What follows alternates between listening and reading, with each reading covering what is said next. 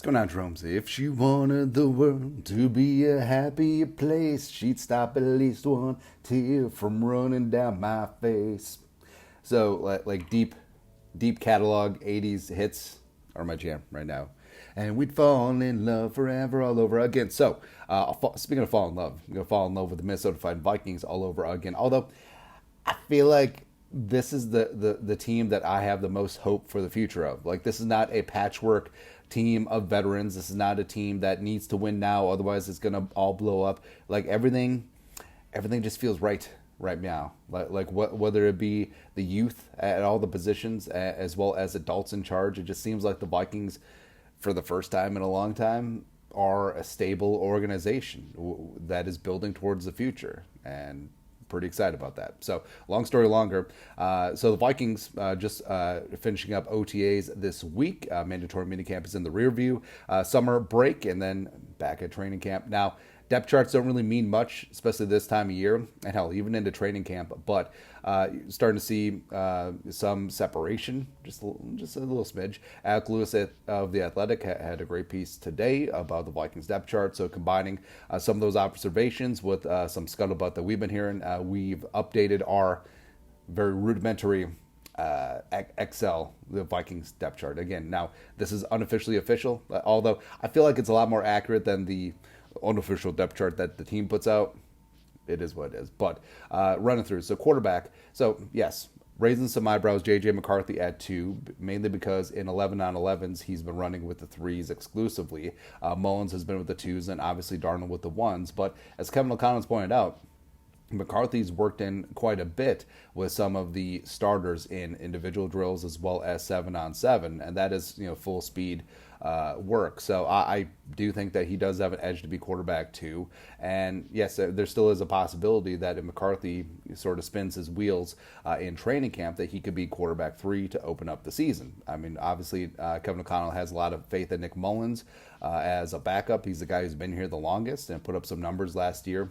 Also, what was it like with Josh Dobbs and then with Sam Darnold, or not Darnold, Mullins, both of them, when they were being sacked last year, just threw the ball straight up in the air multiple times.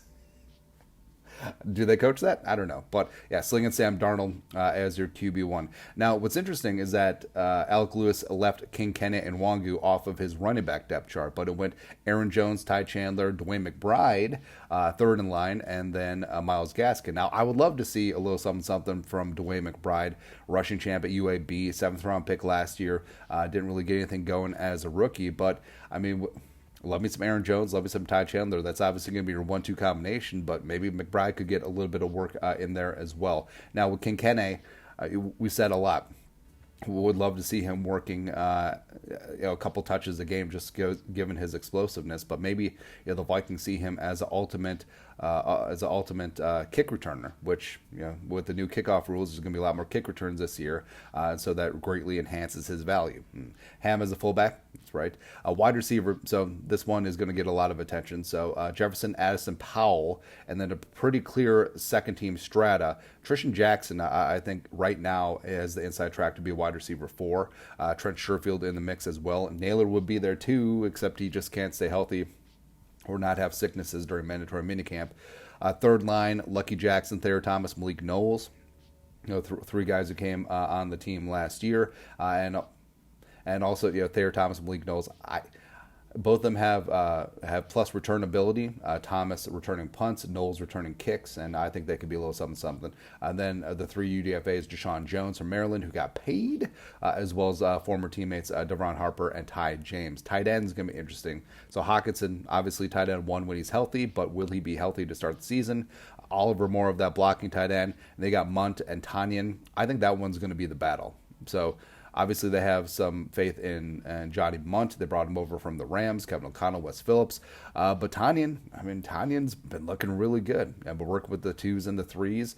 And I think that Tanyan is a guy where the skill set is there.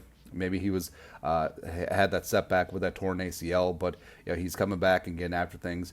N'Keal Harry, Nick Muse, Trey Knox, all in that mix as well. So offensive line, a little bit muddled with team three, but also if you're relying on third teamers. But the starting offensive line as of now, Darisaw, Brandel, Bradbury, Ed Ingram, Brian O'Neill. Now, it's great to hear Kevin O'Connell say that Reisner is going to compete with Brandel at left guard and Ed Ingram at right guard. Get your best five out there. Quisenberry and Rouse as your two backup tackles. Diamond Dan Feeney as your backup center. Also, he took some first team reps at guard when Reisner just got there and Brandel was out for personal reasons. And also, you can mix and match Tyrese Robinson and Michael Juergens. He's been getting some work with the twos as well, but also they do like a Juergens' ability to play center. Also, I can't get away from Jeremy Flax. I just love the idea of a 340-pound offensive lineman, man. Defensively, so it is a bit of flux up front because you're going to have a lot of guys playing a lot of variant positions. But the interiors, Harrison Phillips, Jonathan Bullard, those are your two stalwarts, as well as Jerry Tillery, the free agent, James Lynch, Jaquelin Roy, Jonah Williams, Jihad Ward, who could be a 3-4 defensive end as well as an edge rusher. So you do love that. That versatility. Then the rookies and UDFAs, LDR, Tommy, Manoa, etc. On the edge, so Van Ginkel and Grenard penciling as starters, but of course AVG's been out with that foot injury. Hopefully he'll be good to go by training camp, but it has afforded Diamond Dallas Turner to have a lot of first team reps, which I don't think he's going to relinquish. I think that this kid is going to bring a lot to the team, and I think that he does have a legit chance to be Defensive Rookie of the Year.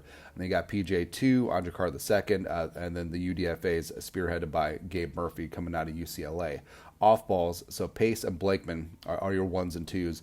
What's interesting is that he did list Kamaguruje Hill above Asamoah. Now, Asamoah has all the potential in the world, but he couldn't stay healthy. Grugier Hill is an extremely solid special teamer. Wouldn't shock me if he's a team captain this year in some capacity. Very well liked. Also was a tackling machine the year that he was a starter with the Texans, of course, with the Texans. So I think that he is really an underrated signing, and not only does he bring depth and leadership, he competes in two phases. For corners, so what's interesting is that he lists Booth slightly ahead of Najee Thompson, and Najee Thompson is a pure special teamer, but Alec Lewis basically wrote off Andrew Booth Jr., and by all accounts, that's sort of the way it is. But Griffin and Murph are your two starters, but of course sub-package is the new base. So it's been Shaq Griffin at left corner, it's been Caleb Evans and Mekhi Blackman rotating at right corner, and then Murph obviously in the slot. Now also you have rookie Kyrie Jackson, Dwight McLaughlin getting some work there, last year's UDFA Jalen Williams from Indiana, working in with some second team slot, and that's really been about it. Safety wise, it's who you'd expect: Harrison, Beasley, Metellus. Now they could scale back the three safety look. All three of those guys played 90+% of the snaps last year. I think that they could dial back Harrison Smith's role, keep him fresher later in games, later in the season. But also, right now, if the Vikings kept five safeties, I think Scene may be the odd man out. And I think that's perfectly fine. Hey, yeah, the injury is what it is. But, I mean, if you don't deserve a roster spot just because you're a first-round pick versus guys like Jay Ward, and especially Theo Jackson, who have busted their ass and earned it. Right? So Theo Jackson has been phenomenal as a special teamer. I love his attitude. The pride of Tennessee, Rocky Top, just getting it done, man. Yeah. And then the specialists, it's what you expect. So Rockard is going to beat Romo. Wright is likely going to beat out Vernon, and DePaula is the incumbent long snapper, even though he's like 75,000 years old. That happens, man. But that's it. Let's take a look at the Vikings updated depth chart. You guys are the best. You know what to do. Skull production value.